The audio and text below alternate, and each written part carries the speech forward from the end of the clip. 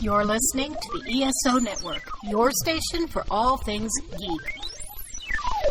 Ian, look at this. What, it's a police box? What on earth's he doing here?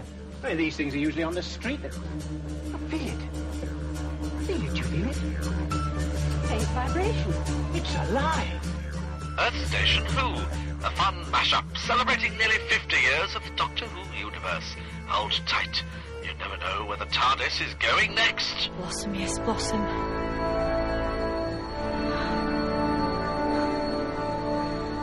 That's the only sad thing. I want to know what happens next. Right then. Doctor whoever I'm about to be. Tag. You're it.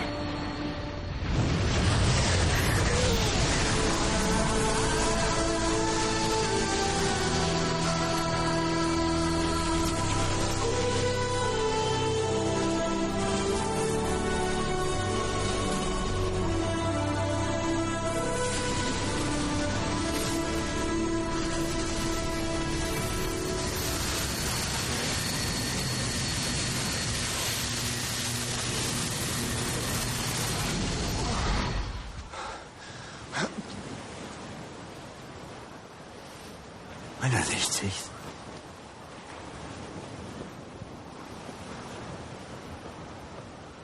What? What?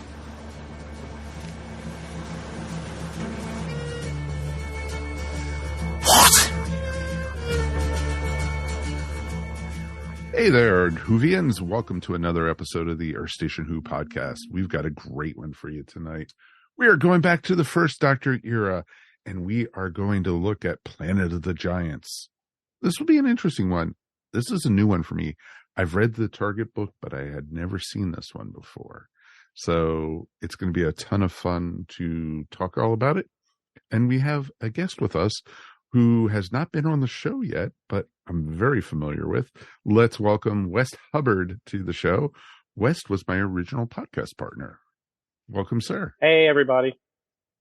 So you can blame him for me getting more further into podcasting and for what we're doing here. So how are you doing? I'm doing great. How are you? Good. You know, it's interesting. You and I ran into each other after many, many years when we were at Pensacon. And it felt just like yesterday that we had talked and everything, which was wonderful. And you were part of the staff at Pensacon, and you guys put on a great show. Both Mary and I were there, and we were really impressed. Loved it. I appreciate that. I'm just a small part of a huge group, so the organizers of that con, they do it with love and affection for all the guests and try to make everyone have the best time they possibly can. And with the limitations of Pensacola, we don't have a huge place to hold a con like that. So we're kind of spread out throughout the downtown area, as you found out while you were there. And we try to accommodate everybody as best we can. But we've got some really good venues to see panels. And it also gets you out of the center for a little while, and you can see some of Pensacola. No, exactly. And it was kind of neat how you guys were laid out, and you had, you had about 6 different locations, I think. It's 1, 2, like 6. Yeah. And it was impressive. We incorporate some of the local theaters. This year we had a new place, that was, it's a church, but they have this huge gym that was a perfect place for panels. I think you probably saw a couple of the bigger panels in that room. And then it had another side room that had, a little bit less big panels. And of course we have the center downtown, which also incorporates the Pensacola Little Theater. So there's a big stage there. And then the Rex Theater is another church, but they took a movie theater, converted it to a church. So you've got all the stadium seating and sound systems and a stage and all that. So it's pretty good for that as well. And then our Museum of Commerce, we added our gaming back to that, tabletop gaming. So it's pretty popular. That's awesome. And once you got the lay of the land, when we figured out where we had to go and where we explored and everything, it was super easy to get around. And because Pensacola, especially the footprint you guys had, it's not that far from anything. That you guys had multiple shuttles going around, but you also, if you were up to walking, it even wasn't that far. Yeah, it wasn't that far. It was like 15 minutes, 10 minutes. Yeah. Right. And so it was pretty easy. And, bravo. And, thanks for having us. So it was a ton of fun. Yes, thank you so definitely much. appreciate you coming. And it was nice because like we had known each other for years, but had never met. No, it was the first time we actually met in person, and we worked together for 2 years. So right. And it was just like, okay, 13 years later after working together, ta-da. And it was like, I recognized you right away. So it was like, I know that man. So. Yeah, I was helping with the badge pickup, and I turned around and there he was, just like right beside me. And I was like, hey, I know you.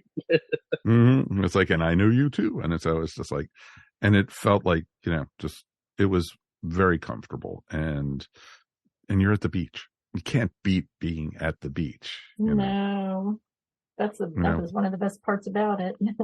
Waking up every morning and hearing the ocean. It was just like, okay, I can get used to this. Dragon Con, sorry, you're not on the beach. So, but yeah, it's pretty darn awesome. So you actually got to pick tonight's episode.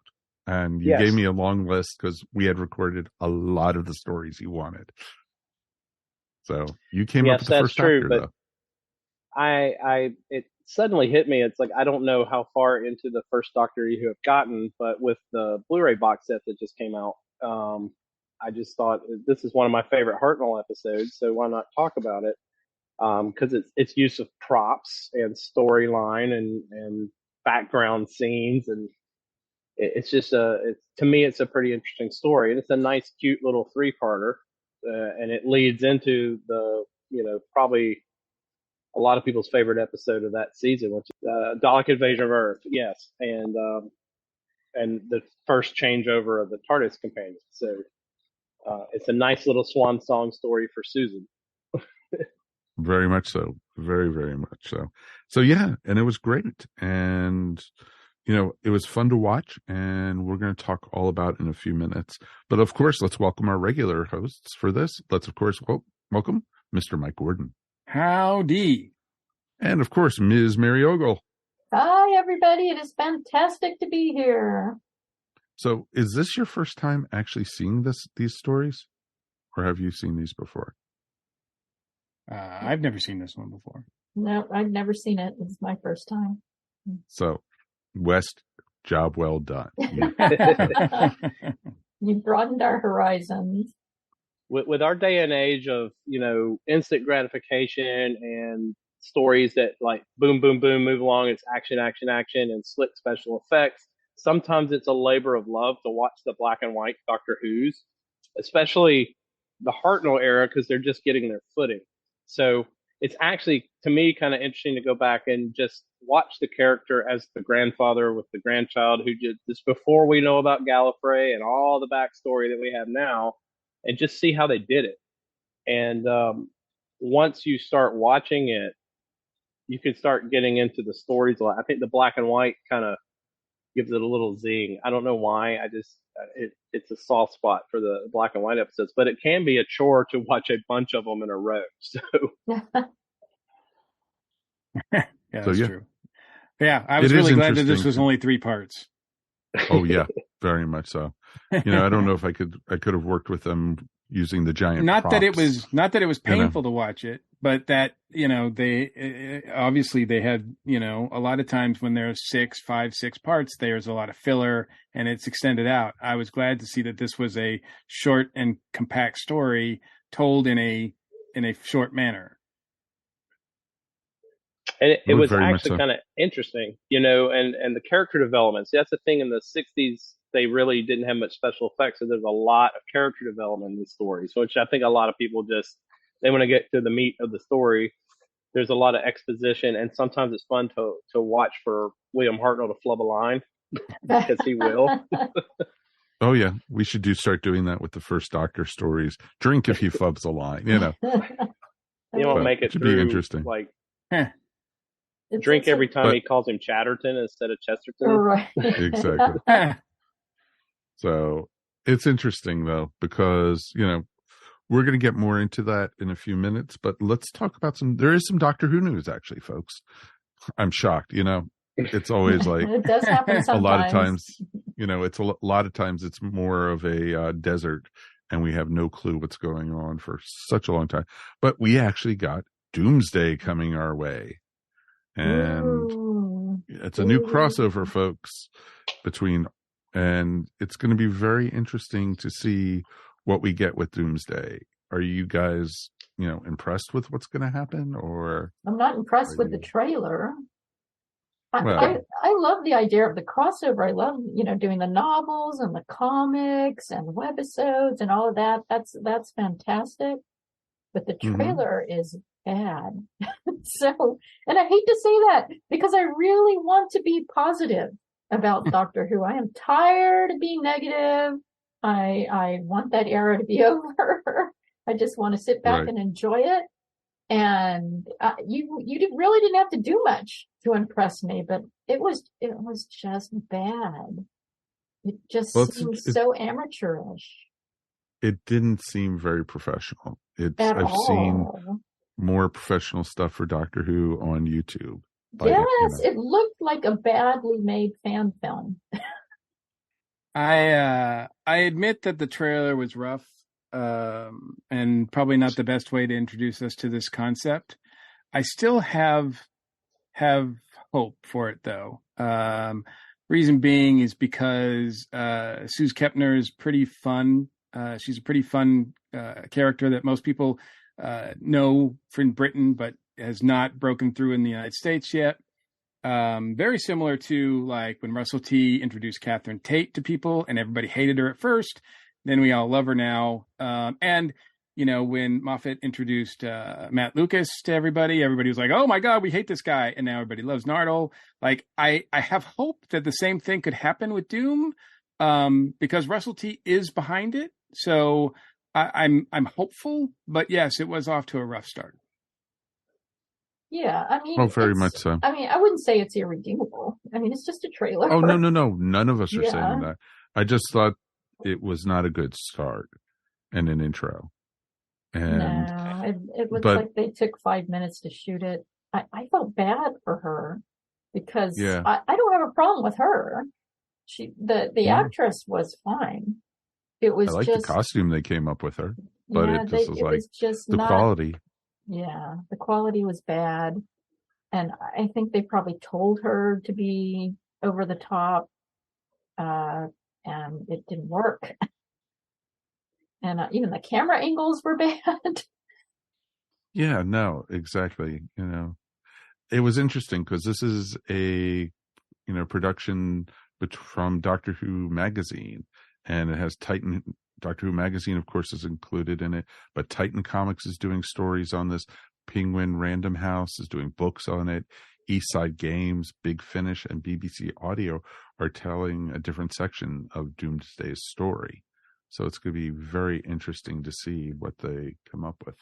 Yeah, the press release didn't announce what the talent, the writers are, but I did see something. I think I could be wrong about this, so forgive me. I don't want to throw this out there of misinformation, but I do think I'll just say that I think that there's some recognizable writers, Doctor Who writers, really good Doctor Who writers that are participating in this as well, which is another reason why I don't know who's doing what, but I that's another reason why I do have some hope for this as well. The last time they did a crossover, I don't think I ever saw it. Like wasn't it the audio and comics and books that did something? I can't even remember what it was, but it was like a year or so ago. Time Lord Victorious. Yeah. So I don't know. And it was. Yeah, I don't know how well that did because I didn't really follow it. But hopefully they learned from that if there were mistakes made, and they're going to correct that this time. I listened to the Big Finish they did. It was David Tennant So, you could almost stick David Tennant in a room with nobody else and just Sure. himself and tell a story, and people will buy it. But it had books, and it incorporated the Eighth Doctor a little bit, which another thing is you could put Paul McGann in a room by himself and people will buy it. It was all right, but I guess it's one of those, if you didn't do the whole thing, you lose some of it. And so that's some of the problem with these crossovers. Partly it's because they want to make money, so they're selling all this different stuff that everyone has to buy. But it also gives you an opportunity to read the comics if you've never done that before, and maybe you'll buy different ones, or read the books, or listen to the Big Finish audios, which are usually pretty good. Even the bad Big Finish is still fun to listen to me. I got the feeling watching that trailer that, is this possibly a holdover from the previous thing that they'd already contracted and doing, and they're just kind of getting it out there? They're not quite finished with it, or maybe they needed some news because, Russell T likes to throw, just little nuggets at you all the time. And, we got a long wait before new Doctor Who, so they're trying to kind of fill the void a little bit and put his stamp on it. He wants to create a big multiverse, so this is probably a character they can use if it's popular to kind of string them all together, maybe. Yeah, that's why I'm pretty hopeful, because, A, the showrunner's behind it, and B, at least on board with it. I don't know if it was originally, like you said, I don't know if it was originally his idea, but he's on board with it. And it's so important to him to create this universe, this Whoverse, that I think this is going to be, he's going to treat this a little bit more importantly than just some side project, because, you don't want your first step to be a bad one. Right. So I do think that, like I said, I have hope for it. Granted, the trailer was not that appealing, but then again, like I said, the first time I saw Catherine Tate, I wasn't won over by that introduction. And I know you guys weren't won over by Matt Lucas when he was introduced either, although I still had hope for Nardole as well. So I'm like that. I have hope for this one, but it's tentative. Mm-hmm. Well, when we first saw Matt Lucas, we thought he was killed off, that his, head was cut off. And, that we didn't think he was coming back. Yeah. Yeah. That he was just like stunt casting or something. Also, yes, I definitely have hope for it. Don't get me wrong. But I also think, it's got 24 parts. That's a lot of parts. That's asking a lot of people to follow. I'm not sure that wasn't a little ambitious. I think there's very few people who are going to look at every single part, and I'm hoping that it will be constructed in a way that it will still hold together if you don't see every single piece. So we'll see, but good for them for putting out content. And I'm still hopeful. I wish they had done a better job on the trailer, because that sets the tone. And exactly. It's hard to come back when you have a stumble right at the beginning. But that doesn't mean you can't. One really good story will bring it back. So we'll see. Well, especially because quite a few people, they take that as their first impression, and if it doesn't catch them, they're not going to come. Right, you've just lost them. Yeah. Exactly. Well, if it didn't have this Doctor Who logo on it, I'd say that you lost them for good. But most people would be like, okay, well, it's still Doctor Who. There's no new Who, so let's watch this or read this or whatever. Right. So, so I do think that's going to help. Rather, if this was a completely new property from creative people that we didn't know, I'd be like, yep, I'm just going to pass on this. Hard pass. I'm not here. We'll skip. But the names involved, I'm kind of like, I can't see this being a complete disaster, And even if it is, it might be fun to see what they can do and what they can't do in something like this. It's ambitious. I always applaud ambition. Well, it's hard. Like I said, it's 24 parts. There's got to be at least one good one in there. You should hope. You would hope. Fingers crossed. You would hope. And probably more than one good one. So my question is, are they focusing on this Doomsday character because she's going to be showing up in either the 60th anniversary or during Shirigatawa's first season? Because it seems to me like this character and the storyline that they're proposing for it could lead into what's going on with David Tennant's character. Who knows? But Russell T Davies has a grand plan, and we'll know what it is soon enough. So very awesome. That is very, very awesome. It's interesting too, because, depending on how long it takes, this could lead right into the 60th anniversary specials. So, it could be very interesting to see where they go with it and everything. So cool. Something to look forward to. The other big news, of course, is it's been confirmed that we are getting a Doctor Who spinoff starring Unit. Yay. That's right. Yes. Gemma Redgrave. It's only 40 years too late. Oh, it would have been awesome to have the Brigadier. It would have been, yeah. The Gemma Redgrave is awesome too. She is fantastic. Yeah, she has been a breath of fresh air in a lot of ways with how they've revitalized Unit. And because from like the Sylvester McCoy era on until they brought in the Brigadier, or Jenna Redgrave's character, it was very interesting because, they never knew what to do with Unit.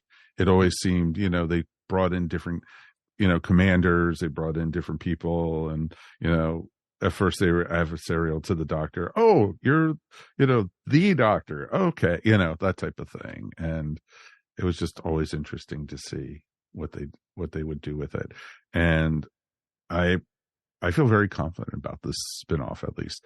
And they're saying none of these spinoffs that they're going to be making are going to be children's shows. No. Like how Sarah Jane was.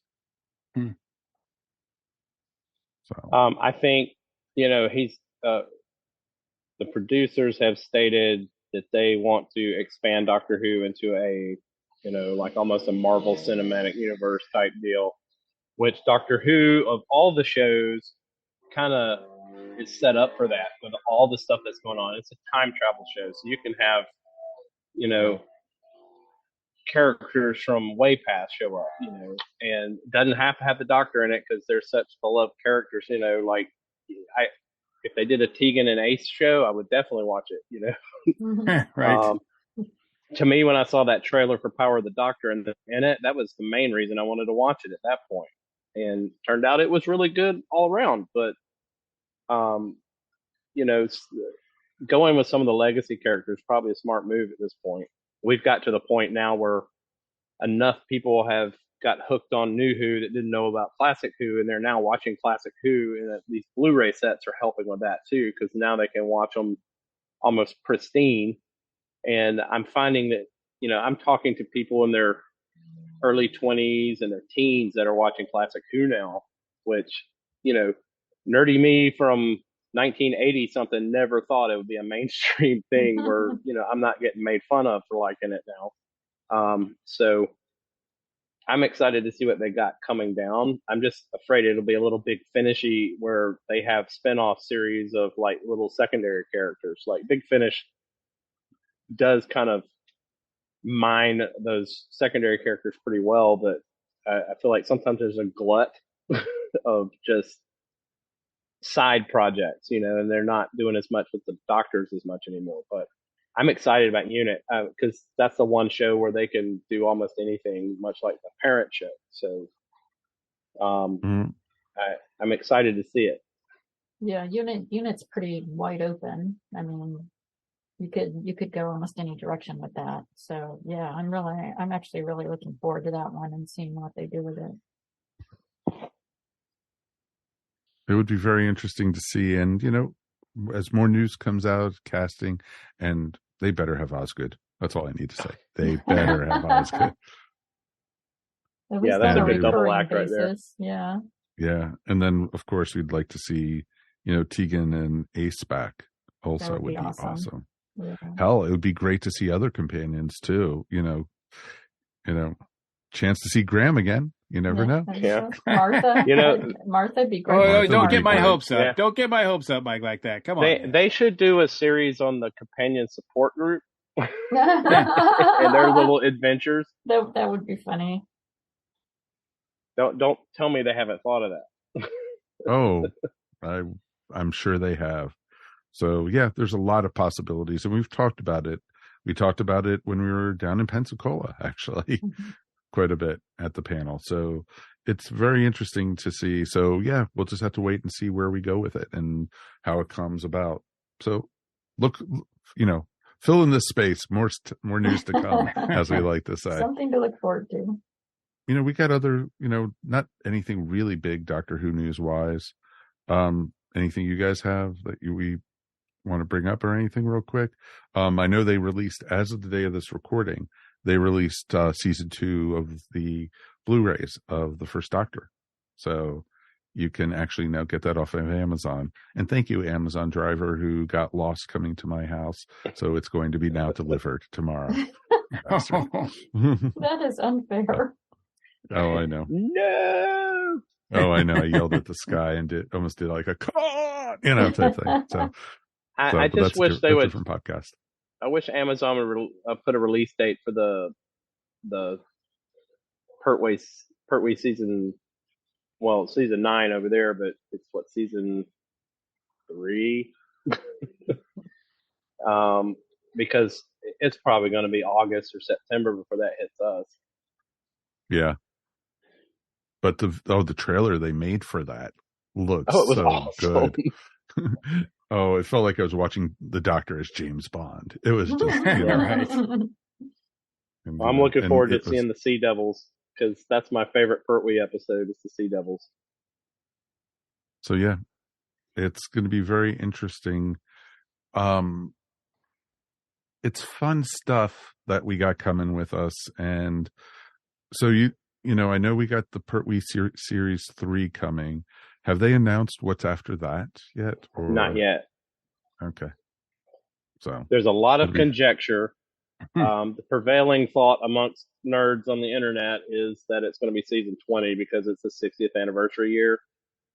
And they're probably not going to release another first Doctor set right away. The other one would have been the first season. That'd be a great one to drop. I'm thinking that's going to be the last thing they put out is season 1.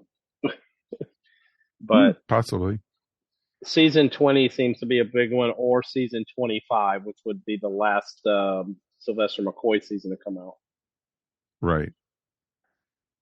That would be interesting to see what they would have coming out and everything with that, because there's still a lot of good stuff to come. There's a lot of Tom Baker still they have to do. Mm-hmm. Yeah. They got 3 seasons of his left. Got 2 Pertwee seasons, 2 Davis. They hadn't put a Davison season out since his first one, so I'm imagining season 20 is probably going to be it. That's my theory.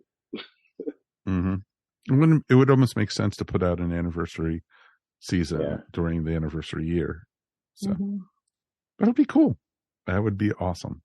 And I'll be there. Here, take my money. Come on. Yep. Oh, I'm pre-ordering the day it hits. That's the way it's been since the first Tom Baker. It's a pre-order. All right, now I don't have to worry about it. So Amazon can't deliver it. So it's pretty cool, though. It's very interesting to see what we are going to get, and I'm looking forward to it. And, as we're getting closer to, having new Doctor Who, I think we're now 8 months away? Mm-hmm. That's not bad. It's going to fly by just like that. And we'll go, you remember back when? So. Right. Remember when we were whining about having no Doctor Who? Mm-hmm. We were lucky back then. No, just kidding. Just kidding. Well, I'll tell you not to sound like an old get off my lawn type person, but kids today don't realize what it was like between 1987 and 2005. Yeah. We had the one movie. Exactly. That was it. Well, exactly. We actually that's another thing that just came up. We just passed the 18th anniversary of New Who coming back. Oh, yeah. I know. Oh, that's right. Yeah. Makes us all feel old. Yeah. Make us feel even older. Because it was, we had basically, it was the date, I think, was March 26, 2005. Doctor Who came back to the air. Not here in the United States, but in the UK. Right. Someone from England posted on Twitter something I thought was hilarious. It's like only Doctor Who could have a birthday, an 18th birthday, and a 60th birthday in the same year. Yeah. Yeah. Either that or he's just, looking young for his age. There you go. Depends on the incarnation. Well, exactly. So it's fun stuff coming up, folks. And, we definitely would love to hear from you guys. Tell us your thoughts. Feedback at Earth Station Who is the best way to get in touch with us, of course.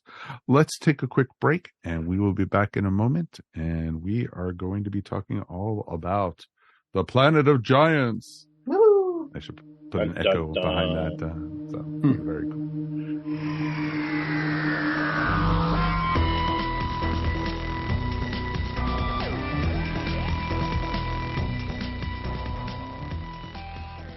Check out the Modern Musicology podcast, where each week we talk about things like what makes a great drummer, our favorite rock documentaries, songs we love by artists we don't love, our favorite concert memories, songs that should have been singles, and all of our favorite music from the 60s, 70s, 80s, 90s, and now. Do not use Modern Musicology if you're allergic to it.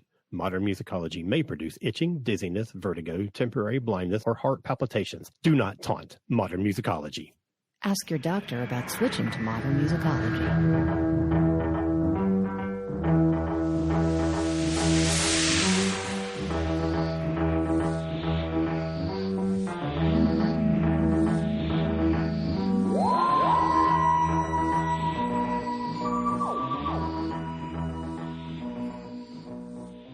And now we're going back to the year 1964, and we are looking at Planet of the Giants, the first serial of the second season of Doctor Who.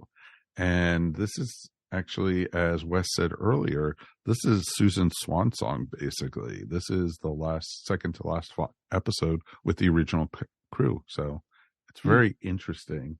And this is a very, very effect focused episode, because the TARDIS messes up again. Shocker.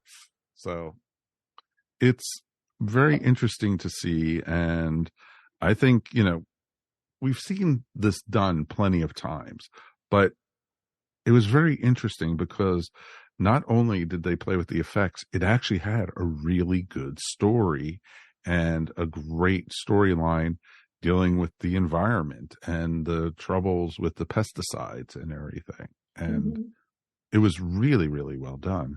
What about you? What were you guys' thoughts initially watching this? Let's start with Wes, since it was his pick.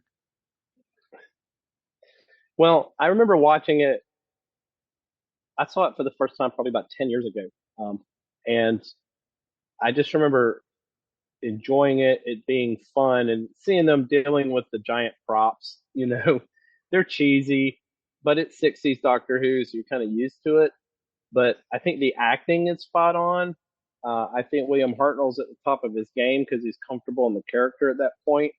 Ian and Barbara, to me, are some of the best companions he ever had. If you really watch the first 3 seasons or the first 2 seasons when Ian and Barbara are on it, they're like, I don't know, it's a good team. And the Doctor gets a bad rap of, his doctor does, Hartnell, of being a crotchety old man, and he's really not. I mean, if you watch the episode, he's very caring and supportive, and he gets gruff from time to time, but then he apologizes because he's an old man and he's tired and all that stuff. And I just thought some of the storyline with, the TARDIS at the beginning and things breaking on it and the doors popping open, that was pretty interesting. And then you got the subplot with the guy who's doing the pesticide, killing the guy that wants to stop the pesticide. And then the little doctor guy that created the pesticide, I've got to finish this creation I've done. And then, so you got this B story going on while they're shrunk down and they're trying to stop them, and no one even knows they're there. And then of course that awesome cliffhanger with the cat. Oh, I thought they were definitely going to be cat food. I really thought it. Yeah. No. It's very, very interesting that she, we had that kind of storyline, and it was fun to see. I figured, they were on Earth right away, and especially when knowing the TARDIS and everything. It wasn't just a race of giant people. Oh, look at those little people down there. Yes. You know, it's not Gulliver's Travels. It's more like It's more like 50s sci-fi. It's more like Land of the Giants. Yeah, which is fun. Actually, I mean, I really enjoyed that aspect of it. It was fun watching them wandering around with the giant props and interacting with them.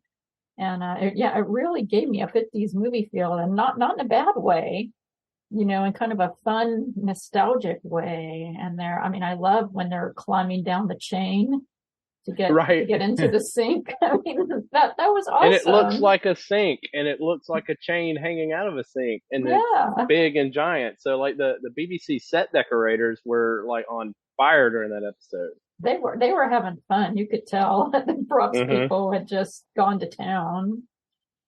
Yeah, I really the concept is so cool, and in some ways it's a lot more inventive than anything we've seen in New Who, because now, like with Doctor Who, it's not just time, it's not just space, but now they can like shrink or do like weird things like that. Like that's really like breaking another wall down as far as where this show can go.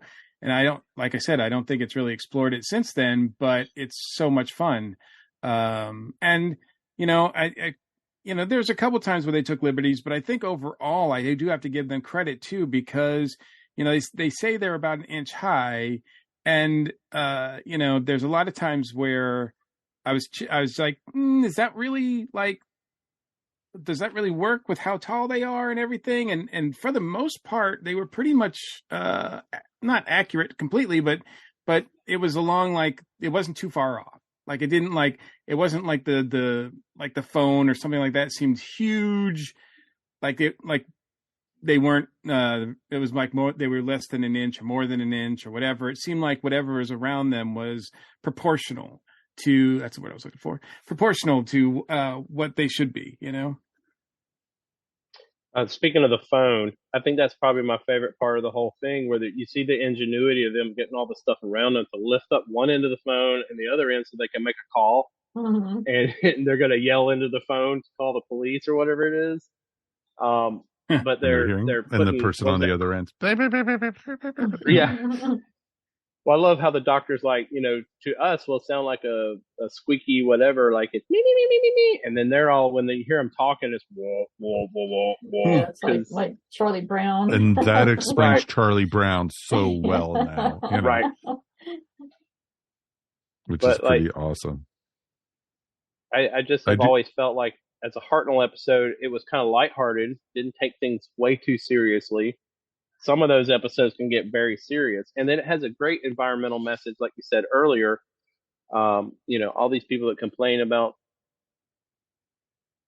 stuff in Who Now, it's like, go watch the original series, because just about every episode is about something like the environment. The whole Pertwee era is about pollution and stuff like that. So it was just interesting to see that kind of storyline popping up on a show like that.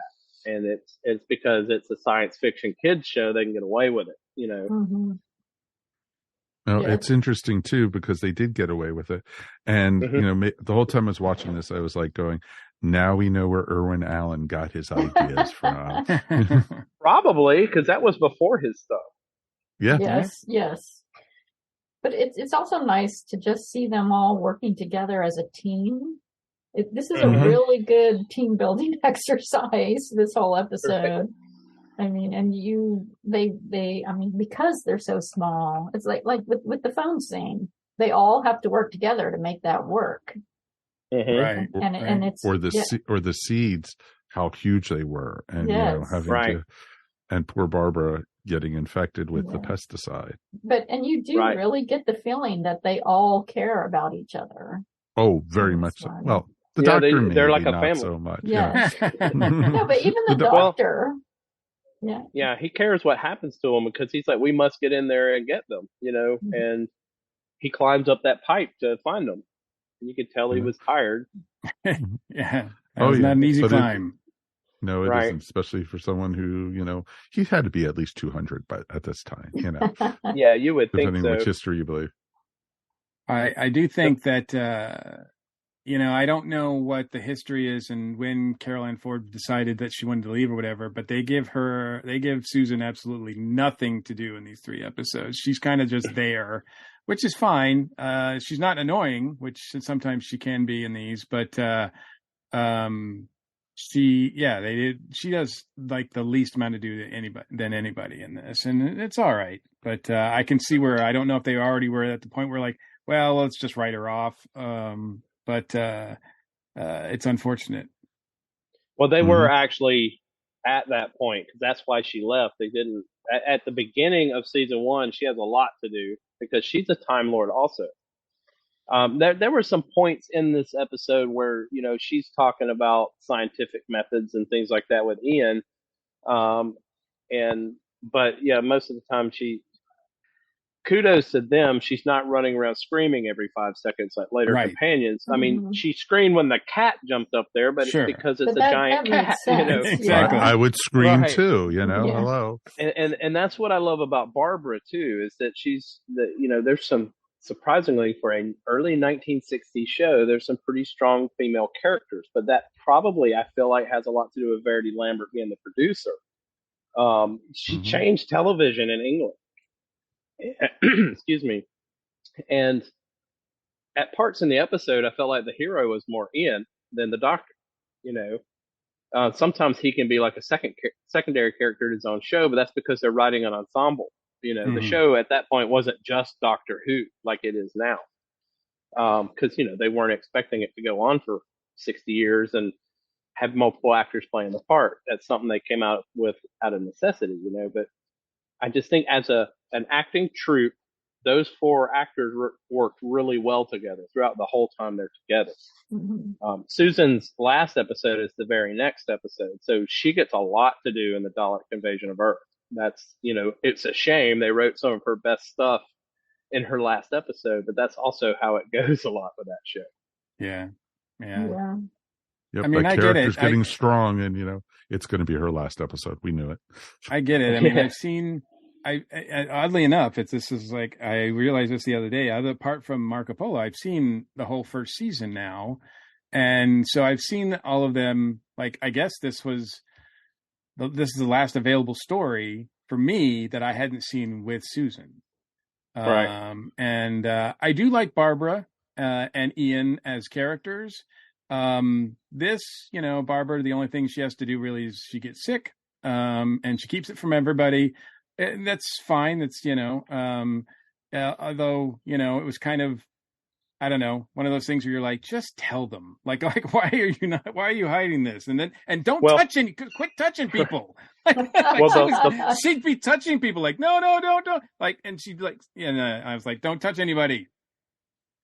But, the plot hole in this is that Ian watched her touch the thing, gave her his pocket square to wipe her hands off with, and then suddenly forgets that she touched the pesticide. Yeah, that made no sense at all. Yeah. It was like, oh, why is she getting sick all of a sudden? Like, really? You're supposed to be one of the smart ones here, dude. I really thought that there was a sequence where, and she's trying to keep it, Barbara's trying to keep it from everybody. And there's a sequence where Ian and Susan are doing the phone thing. And so we get a Barbara and Doctor moment, and I really like those, by the way. Aztec, they have moments together that just really work, and the same here. They just have a certain chemistry, and I almost felt like, and maybe William Hartnell was playing it this way, even though the script didn't say so, but I almost felt like the Doctor knew that she was sick, and just was like, I know you're sick, but I know you don't want to tell anybody. I'm not going to reveal it, but we need to deal with you because you're sick. And so, because he was the one who said, like, she needs to sit down or she needs to, like, whatever. And I just thought that was kind of cool because we're so used to now the Doctor being the smartest one in the room. And at this point, in his history, they don't know that. Right. At least as much anyway. But but the seeds are still there. So I didn't know if that was my, like, looking back on it and thinking that the Doctor knew, or if he's actually playing in that way because he read the script. I think with every actor it's a choice, and I think that he played the Doctor with a little whimsy, but he also respected his companions enough to let them tell him when they needed something, because he's not going to let it go, so long. He'll eventually say, Barbara, I know you're sick. But I got the same impression that, he was just kind of humoring her because, he didn't want to worry everyone. Right. Mm-hmm. There's no point. There's no good that can come from like that news coming out right now because of what they had to do. Right. Right. Because they couldn't do anything anyway until they got back to the TARDIS. Right. Yeah. I mean, he was the one that was really pushing, like, let's go back. And I think Barbara was the one who's like, no, we have to stop this. I'm willing to sacrifice myself to stop this from happening. Stop this. Yeah. Yeah. And because he was concerned about her. I mean, I think, that's the thing when the Doctor when you have a time machine, you think, well, we have time to change things. We don't have to, we need to get you help first. I mean, we can come back and stop this or whatever. Mm-hmm. That's not that important. But she's like, no, we need to stop this now. And it says a lot about her character. And I do, like I said, I do like Barbara and Ian. So I'm glad that those actors chose to continue after, Susan left. Now, I don't know if any of you know this, but the Planet of Giants was originally a 4-part episode, and they condensed down part 3 and 4 into one episode because they needed an extra spot for a later episode. So I didn't feel like the thing was rushed at all, and it's another one of those instances where you can take a lot of padding out and shrink down. Like Pertwee stories, you probably could have done them in 3 or 4 parts instead of 6 and 7 . Oh, we say that all the time. We say that all the time. I mean, I think one of our biggest issues is that they extend it too long, and I think they should have. I wish they'd done that more often, but they could have got another story in a season if they had done that more often. But the 3 episode is just perfect. I think it works well together, and I think that was a smart move on their part, even if it wasn't originally their idea. And I think it was very convenient, with the practical effects they were doing and everything, that all the insects and such were dead already, so they didn't have to animate them. Yes, that made it a lot easier. It just made it a lot easier to make a dead ant. I love it when they come out of the TARDIS and, they go over to the wall and they're like, this looks like rock, but this down here looks very much like concrete. They couldn't figure out what was going on. Of course, read the title. And then they split up, and the Doctor and her just kind of course, the studio they were in was very tiny. So they could barely fit a TARDIS door in the rock wall and all that stuff. So I love it when they're walking along and Susan looks over and there's just this giant dead earthworm hanging up against the wall. And they just both look at it like, it's a dead earthworm. She didn't freak out. He didn't freak out. And he walks over and goes, no, I think it's dead. And he's like touching it. And, it looked like a freaking earthworm, which was what I thought was cool. It could have looked like a typical Doctor Who backdrop with some slime or something just on a pole, but it looked like an earthworm, and the ants looked like ants. Mm-hmm. And I love that one fly that they encountered looks like a fly, and I thought they did a pretty good job with the seeds and making them look, like I thought they did a really good job with the proportions and getting those about as accurate as you would expect at that time frame with that budget. Yep. No, I think they did a really good job. I like Ian getting trapped in the matchbook, the matchbox. Yeah. And then he gets out and he's like all wobbling around, and then they get caught in the briefcase, and it's stuff they played with, and then when it shows like the full size people, it's like this little bitty tiny matchbox and everything feels normal, and then it goes back to everything is big. So I thought the proportions were kind of, the way they shot it were kind of neat. It's interesting too. I love how when they shot it that way. And, and then when Barbara and Ian got stuck in the briefcase and she sprained her ankle on a paper clip. Yes, that was great. But I love that they show the consequences of that. If you were going to be trapped in there and you're getting jostled around, well, you are very likely to get hurt or bruised. Mm-hmm. They were lucky not to get impaled by a stapler or something. Well, when Ian's spending 5 minutes trying to figure out how to open the briefcase, so he's like pushing the different sides and it finally pops open. And then he's like, let's just get a bunch of paper clips and string them together and make a rope. Yeah. I almost wanted to see that. Yeah, me That too. would have been great. I was thinking what I would do in that situation. What do you guys think of the storyline with the murder of the professor and, the trying of the, covering up of it and everything? It's pretty basic. I mean, I don't know if it's really, that doesn't need to be, too detailed and deep. And it's not.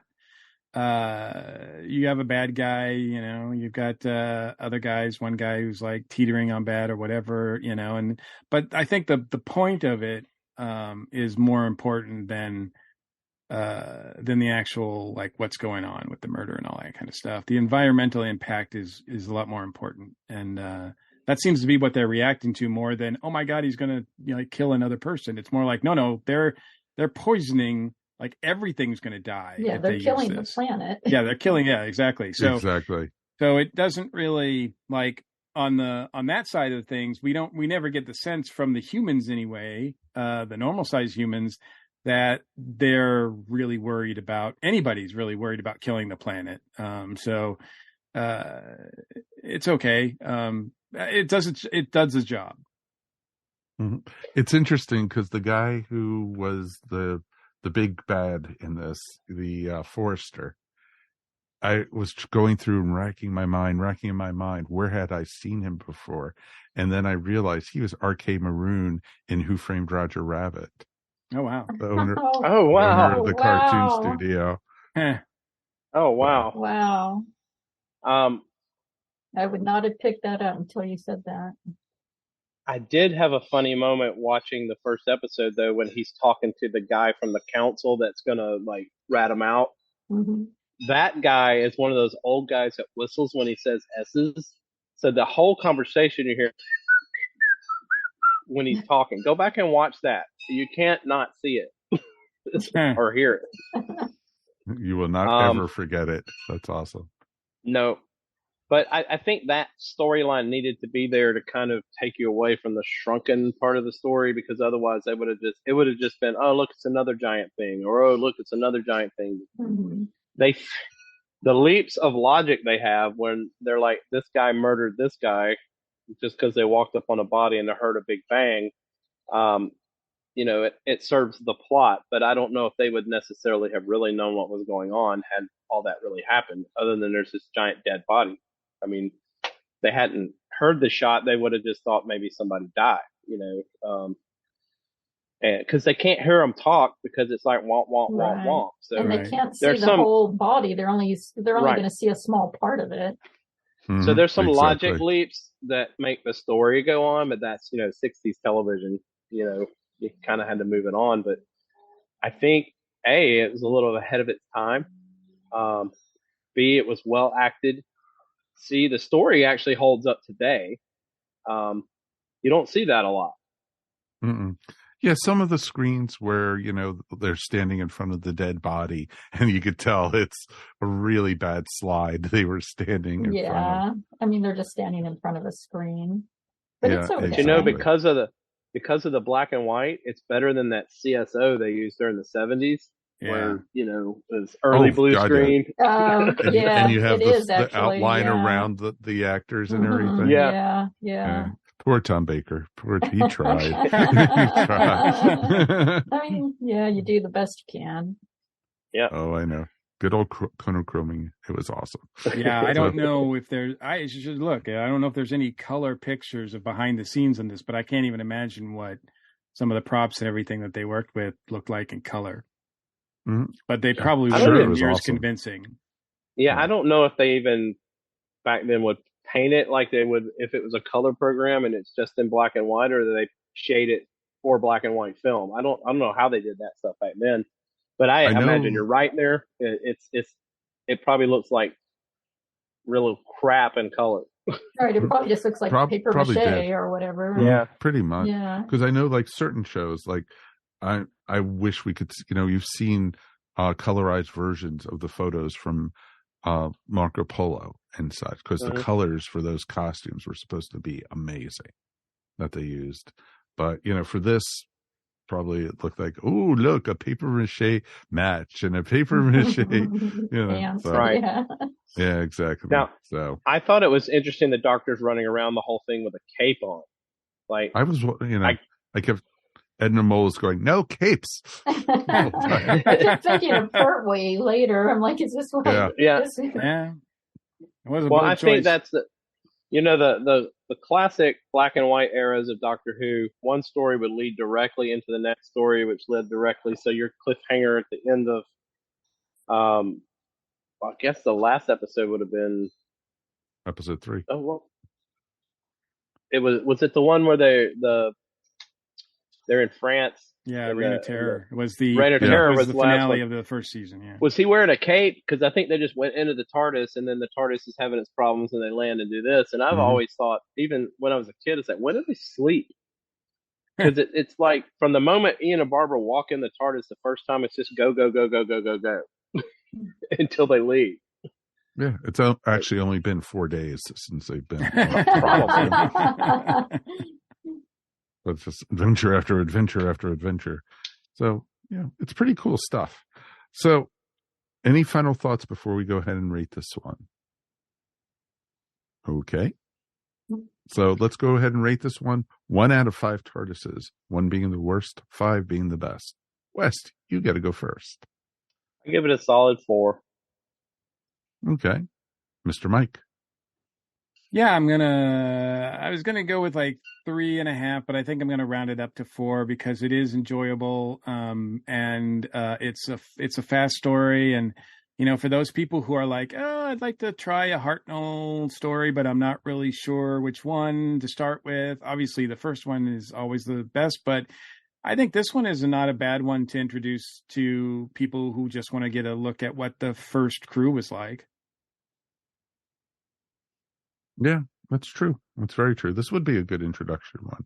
Yeah, it's a fun little adventure that, it's not like the fate of the universe is not at stake. I mean, and it's just kind of this really nice, simple story with and it some leads cool to effects. it leads to a really, really good story after this one with Dalek Invasion of Earth.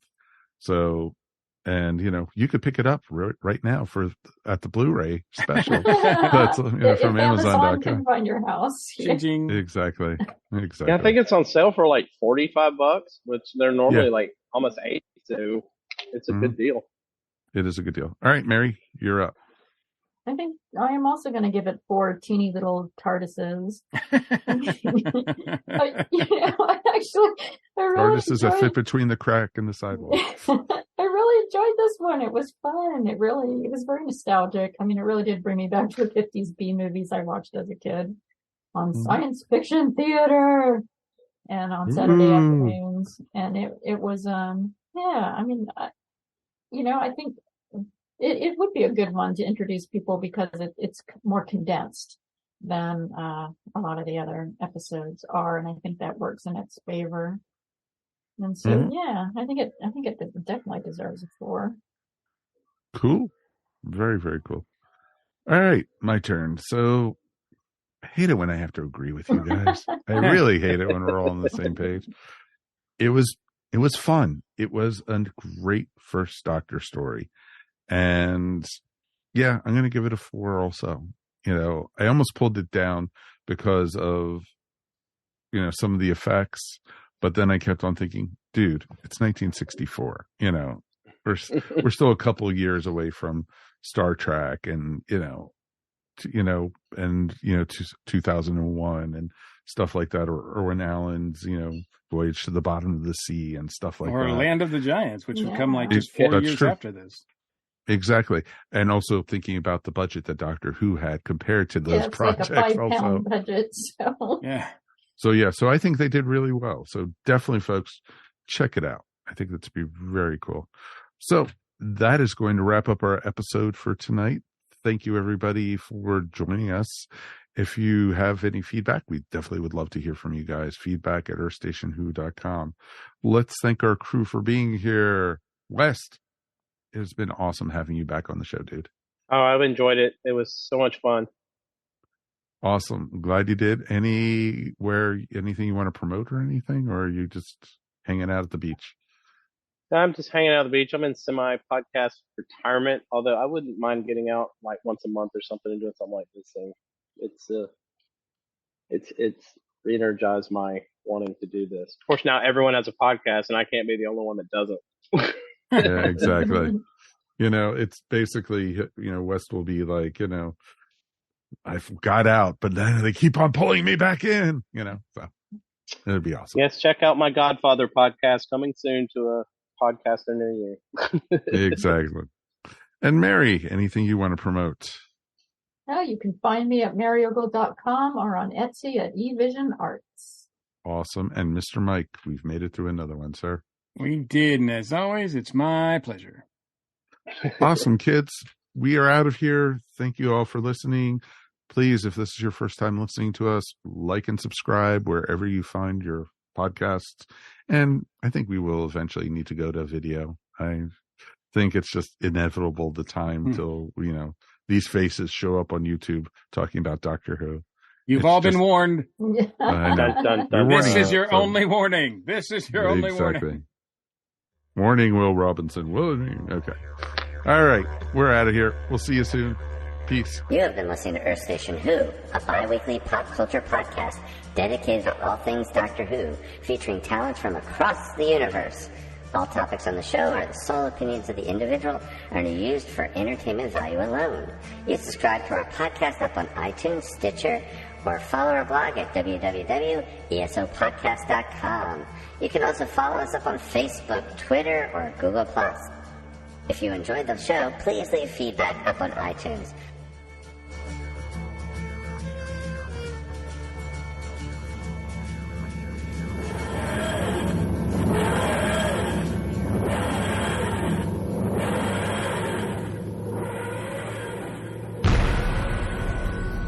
This has been a broadcast of the ESO Network. Be part of the crew and help support our shows by donating to our ESO Patreon or by shopping at the TeePublic store, which can all be found at www.esonetwork.com. The ESO Network, your station for all things geek.